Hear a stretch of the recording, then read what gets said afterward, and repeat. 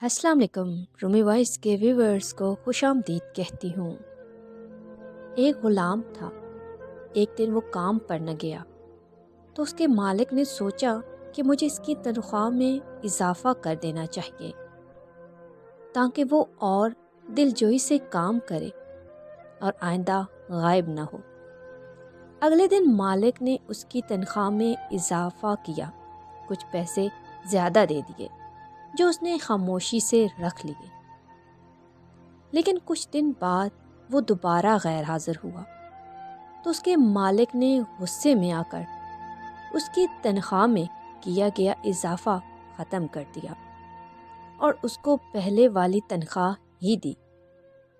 ग़ुलाम ने अब भी खामोशी इख्तियार की तो मालिक ने कहा, जब मैंने इजाफ़ा किया तो तुम तब भी खामोश रहे और जब कमी की तो फिर भी खामोश हो, क्यों?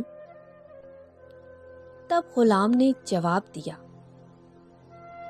जब मैं पहले दिन गैर हाज़िर था तो उसकी वजह बच्चे की पैदाइश थी और आपकी तरफ से तनख्वाह में इजाफे को मैंने वो रिज़्क ख्याल किया जो वो अपने साथ लेकर आया था।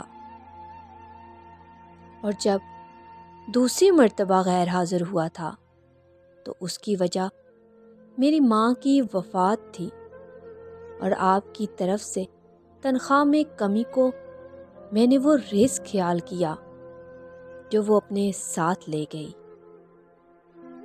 फिर मैं उस रिज़्क की खातिर क्यों परेशान हूँ जिसका ज़िम्मा खुद अल्लाह ने उठाया हुआ है।